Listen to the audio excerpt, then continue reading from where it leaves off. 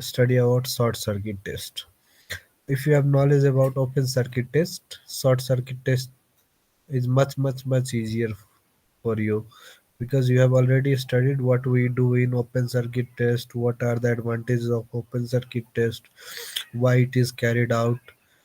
So likewise, open circuit test, short circuit test, we can say that uh, if open circuit test is synonym, open short circuit test is its an antonym. So they are like opposite. Opposite in sense that so open circuit test is carried out for copper loss, sorry, iron loss, whereas short circuit test is carried out for copper loss. Okay, screen visible है?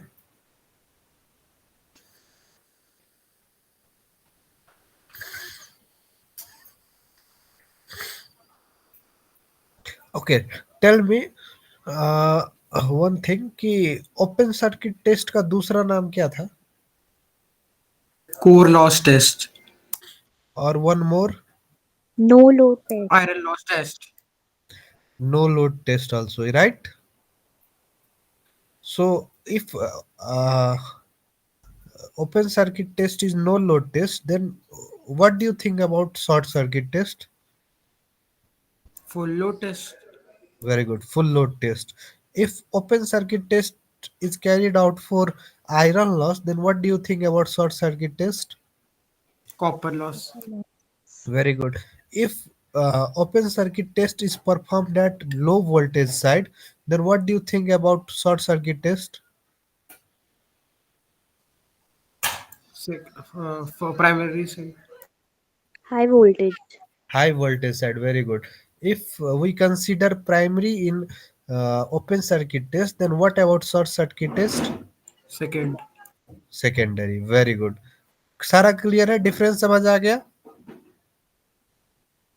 What were the three Yes, devices we sir. have connected in primary side in open circuit test? Voltmeter, voltmeter, and ammeter. Very good. Very Now, good. now transfer that voltmeter, ammeter, and wattmeter to which side? Secondary side. Secondary side. Very good. Now the difference is in open circuit test we used to carried out the test in the primary side, which was a low voltage side, and in that primary side we used to connect a wattmeter, ammeter, and voltmeter. Likewise, in short circuit test, the same thing is done in high voltage side, which is secondary side, and the wattmeter, ammeter, and voltmeter is connected in secondary side. Okay. Now, in this short circuit test, the primary side is short circuited. The primary side is short circuited. That's why it is known as short circuit. In usually, remember the thing that in open circuit test, the secondary side was open circuited and was connected to a voltmeter. Now, in this short circuit test, the primary side is short circuited and the ammeter is connected. And the ammeter is connected. And what is the use of ammeter? Used to To measure measure current. current. Used to measure the current. Very good. Now the mechanism इतना समझ आ गया तो you are good to go for short circuit test. मतलब तुम्हें almost सारा समझ आ गया. अब बस थोड़ा सा मैकेनिज्म समझो कि होता अब क्या है.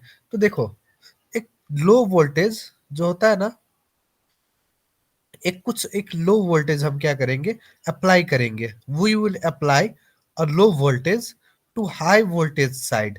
और हाई वोल्टेज साइड क्या था, कौन सा?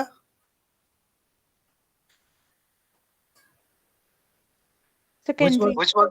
Secondary side. Very good. तो हम क्या करेंगे, लो वोल्टेज अप्लाई करेंगे हाई वोल्टेज साइड पे, हाई वोल्टेज वाले वाइंडिंग पे. और ये करेंगे किसके मदद से? ऑटो ट्रांसफार्मर की मदद से. ऑटो ट्रांसफार्मर की मदद से लो वोल्टेज अप्लाई करेंगे हम हाई वोल्टेज वाले साइड पे. क्यों करेंगे? इसलिए करेंगे कि फुल लोड करंट फ्लो हो, प्राइमरी साइड में भी सेकेंडरी साइड में भी. अच्छा, अब प्राइमरी साइड में क्यों करंट फ्लो होगा वो बताओ, क्यों होगा? काफी इजी है इसका answer.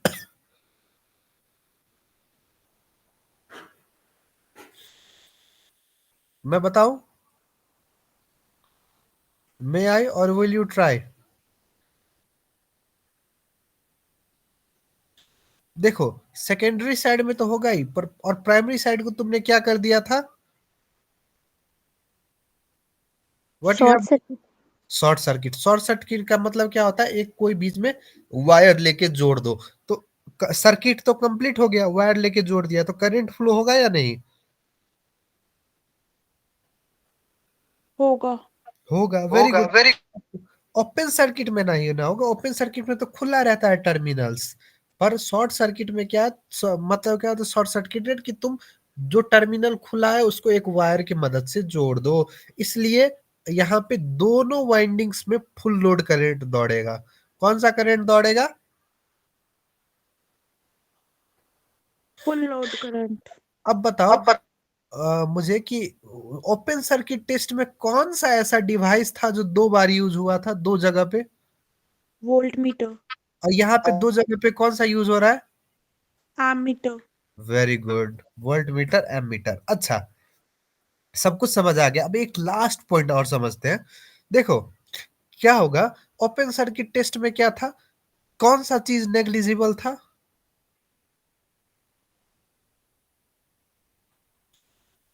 Copper loss. Copper loss negligible था। क्यों? क्योंकि बहुत कम करंट दौड़ रहा था, यही था। Yes sir. अब यहाँ पे क्या होता है मैकेनिज्म? अब तुमने क्या किया, लो वोल्टेज अप्लाई किया। लो वोल्टेज अप्लाई करने की वजह से जो कोर में, जो कोर पार्ट में जो फ्लक्स जनरेट होगा वो भी छोटा होगा। Low voltage, low flux in the core. तो लो फ्लक्स होगा कोर पे, और आयरन लॉस तो कोर लॉस है।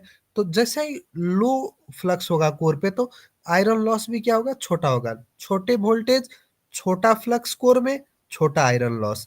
तो छोटा आयरन लॉस को हम क्या करेंगे? व्हाट? नेग्लिजिबल। नेग्लिजिबल, नेग्लेक्ट करेंगे। तो सिर्फ बच क्या गया?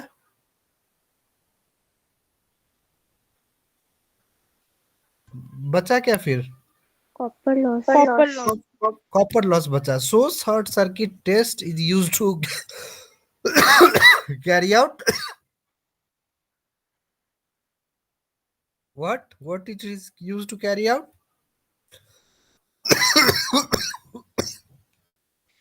सर एक बार रीजन दोबारा से बताना कॉपर लॉस के लिए। हाँ सुनो, लो वोल्टेज साइड वाला तो समझ आ गया कि लो वोल्टेज साइड अप्लाई किया, ठीक है। लो वोल्टेज हमने हाई वोल्टेज वाले साइड पे अप्लाई किया, यहां तक सही है। हाँ जी सर। अब क्या होगा देखो, हमने तो लो वोल्टेज अप्लाई किया, और याद है जब मैंने ट्रांसफार्मर का प्रिंसिपल पढ़ाया था, तो मैंने क्या बोला था? जब तुम प्राइमरी साइड पे, मतलब यूजुअली ट्रांसफार्मर के प्रिंसिपल को अगर समझो तो, कि हमने जब वोल्टेज अप्लाई किया तो एक फ्लक्स जनरेट हुआ था कोर में, और वो जब लिंक हुआ तब सेकेंडरी साइड में जाके ईएमएफ दिखा। मतलब क्या, वोल्टेज देने के बाद फ्लक्स जनरेट हो रहा है। तो यहाँ पे देखो तो लो लो वोल्टेज हमने दिया, तो छोटा सा वोल्टेज दिया है, तो कोर में जो फ्लक्स जनरेट होगा वो भी क्या होगा? छोटा होगा। और जो फ्लक्स कोर में जनरेट हुआ, और आयरन लॉस भी कोर लॉस है, मतलब कोर में होता है वो, तो फ्लक्स ही कम जनरेट हुआ, तो कोर लॉस भी क्या होगा? या आयरन लॉस कम होगा।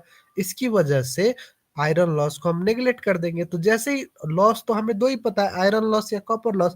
तो कोर लॉस हमने, मतलब सॉरी, कॉपर आयरन लॉस हमने जैसे ही नेग्लेक्ट कर दिया, तो बच क्या गया? सिर्फ copper loss. That's why short circuit test is used to determine copper loss. अब समझ आया? ये सर सर एक बार ये चीज बताना, ये अपनी लाइन कैसे बोल रहे हो कि लो वोल्टेज साइड पे हाई वोल्टेज कर दी, इस चीज का मतलब हुआ। हाँ, अब ये समझो। अब देखो, हमने क्या किया, शॉर्ट सर्किट टेस्ट हम अप्लाई करेंगे मेनली हाई वोल्टेज वाली साइड पे, नॉट हाई वोल्टेज पे। ये पॉइंट, ये वर्डिंग्स को ध्यान रखो। हाई वोल्टेज वाली साइड पे हम अप्लाई करेंगे। तो हाई वोल्टेज वाली साइड हमने यहाँ पे क्या से लिया? Secondary side.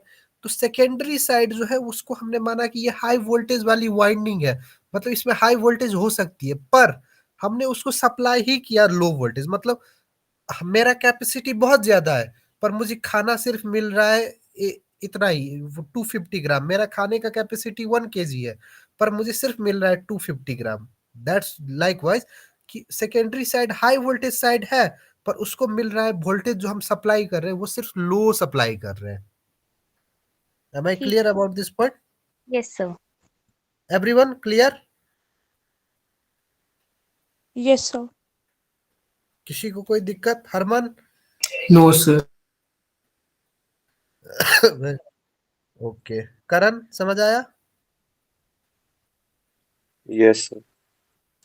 क्योंकि उस दिन तुम्हारा ओपन सर्किट टेस्ट छूट गया था, वो रिकॉर्डिंग देख लेना। अमन और टीशा समझ आ गया? Yes, sir. Yes sir.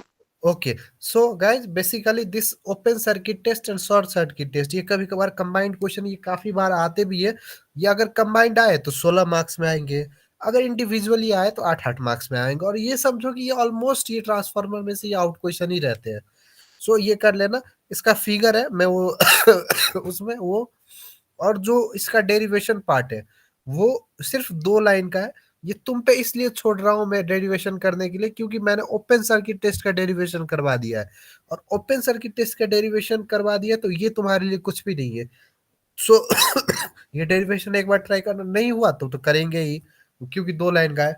पर तुम खुद से ट्राई करना, क्योंकि ओपन सर्किट टेस्ट का तुमने पढ़ लिया तो याद होने का भी ये टेक्निक है, याद होगा कि अच्छा ऐसे ऐसे करते थे और ओपन सर्किट टेस्ट से ये डिफरेंस है इसका, तो एक डिफरेंस वाइज भी तुम्हें आइडिया मिल जाएगा। So basically, we have concluded all the major topics that are related to uh, that are mainly asked, that were majorly asked in your mid semester as well as end semester में जो transformer से पूछे गए question इतने थे। अब हम section A के पहले फर्स्ट पार्ट में वो थोड़ा सा कवर करते हैं, उसके बाद छोटा मोटा जो टॉपिक है जो सिर्फ बोलने वाला है मेरा और तुम्हें समझने वाला, वो तो हम कर ही लेंगे। ओके, अब थोड़ा सा ज्ञान लो मेरे से पावर सप्लाई के बारे में। अभी मैं अभी मैं डायग्राम तो डायग्राम सेम ही होगा इसका? किसका? जी ये वाला शॉर्ट सर्किट का बस राइट साइड पे वोल्ट मीटर, एमीटर और वॉट मीटर आ जाएगा, बाकी वही तो। तो मैंने बोला कि मैंने जो पीडीएफ भेजा है ना, वो हाँ एक बार थोड़ा सा देख लेना, उसमें डायग्राम बनाना तो सब कुछ सेम ही है, और उसमें देख लेना कि एक ऐड है, मैंने बोला था with the help of auto sir transformer. Chapter कौन सा है ये? ये ट्रांसफार्मर, अब ये चैप्टर तो एग्जैक्ट मुझे याद नहीं है, पर ट्रांसफार्मर टॉपिक है। ठीक है सर, थैंक यू। अब रुको, अब हम थोड़ा सा पावर सप्लाई के बारे में ज्ञान लेते हैं।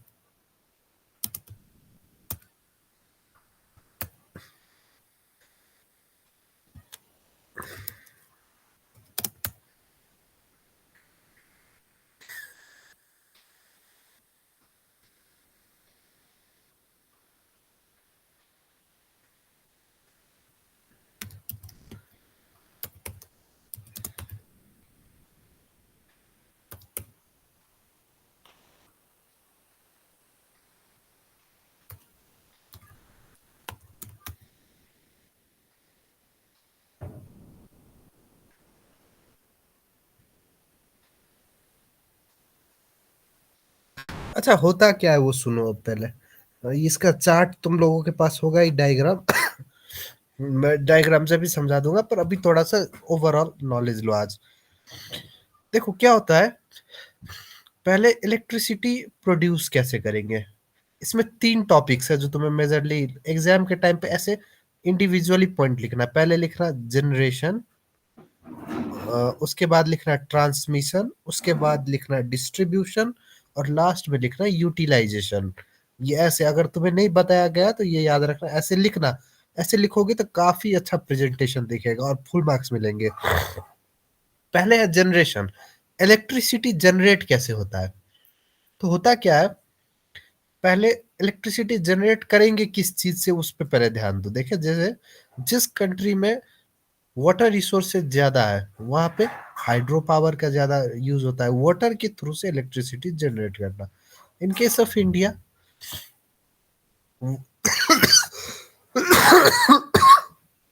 Sorry, in case of India water के थ्रू से भी इलेक्ट्रिसिटी हम जनरेट करते हैं, which is known as hydro power.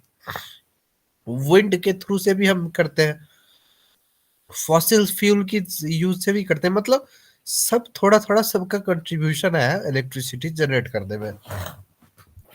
अब इलेक्ट्रिसिटी जनरेट जो करता है ना, जैसे हमारे घर में बिजली आ रही है, ये आ कहाँ से रही है? तो ज्यादा से ज्यादा तुम्हें पता होगा कि ये आ रही है ट्रांसफार्मर से। तो ट्रांसफार्मर में कहाँ से आ रही है इलेक्ट्रिसिटी? तो ये याद होगा कि जैसे अमृतसर में, तो अच्छा, तो अमृतसर का जो पावर स्टेशन है वहां से आ रहा है। तो अमृतसर का पावर स्टेशन, तो अमृतसर के पावर स्टेशन में कहाँ से आ रहा है? तो होता क्या है, एक जनरेटिंग स्टेशन होता है, एक बड़ा सा स्टेशन होता है जहाँ पे इलेक्ट्रिसिटी को जनरेट किया जाता है। और जनरेट जो करते हैं वो around 11 kilo volt, 33 kilo volt, ऐसे किलो वोल्ट में जनरेट होता है इलेक्ट्रिसिटी। इलेक्ट्रिसिटी अभी मैं बस ओवरव्यू दे रहा हूँ। जो डाटा है, जो न्यूमेरिकल टर्म्स है कि कितने पे जनरेट होता है, कितने पे ट्रांसमिट, वो तो हम डायग्राम के थ्रू से पढ़ेंगे। और ओवरव्यू ले लोगे तो यही सब कुछ है, यही लिखना ही तुम्हें ये पहले करना क्या है, तो electricity is generated through various resources such as water, wind, fossil fuels. अब क्या होगा, इलेक्ट्रिसिटी जनरेट हुआ, ठीक है। अब जनरेट हुआ तो अब मानो जनरेट हो रहा है दिल्ली में, पर वो इलेक्ट्रिसिटी लेके मुझे जा रहा है कहाँ पे, हैदराबाद। तो डिस्टेंस कितना ज्यादा है, देखो बहुत ज्यादा डिस्टेंस है। तो अब उसको ट्रांसमिशन करना होगा, कैसे करेंगे ट्रांसमिशन? तो देखो इलेक्ट्रिसिटी ट्रांसमिट होगा जो है बड़े मोटे मोटे जो तार है वायर्स के थ्रू, जिसे कहते हैं हाई टेंशन केबल। अभी तुम्हें ये कौन सी सब्जेक्ट था, शायद इसी में है, ये कोई सब्जेक्ट था जिसमें हाई टेंशन केबल, लो टेंशन केबल के बारे में पूछते हैं, फर्स्ट सेमेस्टर सेकंड सेमेस्टर किसी में है, पर इसी में है, सॉरी, हाँ इसी में होगा। तो हाई टेंशन केबल के इसलिए कहते हैं कि कभी भी घर खरीदो या जमीन, तो हाई टेंशन केबल के नीचे कभी नहीं खरीदना बोलते हैं, क्योंकि उसमें इलेक्ट्रिसिटी का वोल्टेज इतना ज्यादा होगा था कि उसमें कुछ भी प्रॉब्लम आए तो बचने की चांस 0% होती है।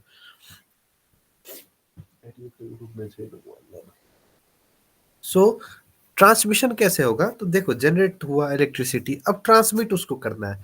तो लो वोल्टेज पे ट्रांसमिट करोगे तो अब हमें तो पता है कि एनर्जी तो लॉस होता है, तो लॉस हो गया एनर्जी। और लो वोल्टेज पे सप्लाई करोगे तो जहां तक पहुंचाना है वहां तक तो पहुंचेगा नहीं। तो जो इलेक्ट्रिसिटी जनरेट हुआ उसको स्टेप अप ट्रांसफार्मर की हेल्प से वोल्टेज अप करेंगे और उसको ट्रांसमिट करेंगे। कहाँ तक ट्रांसमिट करेंगे, जहां तक हमारा सब स्टेशन है। सब स्टेशन मतलब दिल्ली मेन जगह है, वहां से मुझे अमृतसर लेके अगर आना है तो Amritsar is our substation. Amritsar high tension cable voltage high पे आया, किसके हेल्प से, स्टेप अप ट्रांसफार्मर की हेल्प से, वो अमृतसर आ गया लाइट अमृतसर के सब स्टेशन में। अब ट्रांसमिट होके वहां पे आ गया। अब अमृतसर के सब स्टेशन से अमृतसर के सारे घरों में लाइट जाना है, तो कैसे होगा, उसको कहते हैं डिस्ट्रीब्यूशन प्रोसेस। क्या करेंगे, अब स्टेप डाउन ट्रांसफार्मर यूज करेंगे। अब उतने मानो 220 किलो वोल्ट पे अगर तुम घर पे किसी के लाइट भेज दोगे तो उसका तो घर जल के राख हो जाएगा। तो क्या करेंगे, अब स्टेप अप की हेल्प से हम तो ट्रांसमिट करेंगे, अब स्टेप डाउन यूज करेंगे। स्टेप डाउन से हम वो हाई वोल्टेज को क्या करेंगे, लो वोल्टेज में कन्वर्ट करेंगे। जो नॉर्मली हमारे घर में यूज होता है 220 वोल्ट या 440 वोल्ट, ऐसे लिखा रहता है। तुम इलेक्ट्रिक अप्लायंसेस पे भी देखना 220/440 वोल्ट लिखा रहता है, मतलब this device is operated at this volt, मतलब इसका मतलब होता है। तो डिस्ट्रीब्यूशन का मतलब क्या होता है, जब सब स्टेशन में लाइट आ गई, इलेक्ट्रिसिटी आ गई, तो वहां से स्टेप डाउन ट्रांसफार्मर की हेल्प से हम वोल्टेज कम करेंगे और घर तक पहुंचाएंगे। और वो घरों को कहते हैं, कंज्यूमर को कहते हैं हम इलेक्ट्रिसिटी के टर्म में या टेक्निकल टर्म में फीडर्स। फीडर्स मतलब जो लेते हैं, तो वहां से हम क्या करते हैं, लेते हैं। अच्छा, अमृतसर स्टेशन पे आ गई, सब स्टेशन पे लाइट घरों पे पहुंच गई। पर मानो अमृतसर में कुछ बड़े फैक्ट्रीज भी है जिसको बहुत ज्यादा वोल्टेज पे लाइट चाहिए, तो तो क्या होता है, एक डेडिकेटेड केबल होता है जिसकी हेल्प से जो जितने वोल्टेज पे अमृतसर सब स्टेशन पे आई है लाइन मेन स्टेशन से, वो उतने ही वोल्टेज में दे देते हैं। स्टेप डाउन उसको यूज नहीं होता। स्टेप डाउन तो बस जो हम डोमेस्टिक कंज्यूमर है उनके वहां तक स्टेप डाउन ट्रांसफार्मर यूज करके भेजा जाता है। और अब यूटिलाइजेशन कैसे होगा, यूटिलाइजेशन का मतलब क्या हुआ, अब घरों में इलेक्ट्रिसिटी पहुंच गई।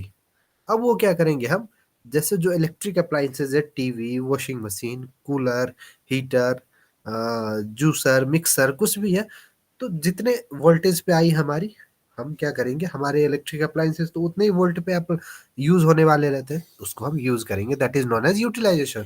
सो there are 4 phases, important phases in this power supply, life of a power supply, that is पहले जनरेट होगा, ट्रांसमिट होगा, फिर डिस्ट्रीब्यूट होगा, और लास्ट में वो डिस्ट्रीब्यूट होने के बाद यूटिलाइज होगा।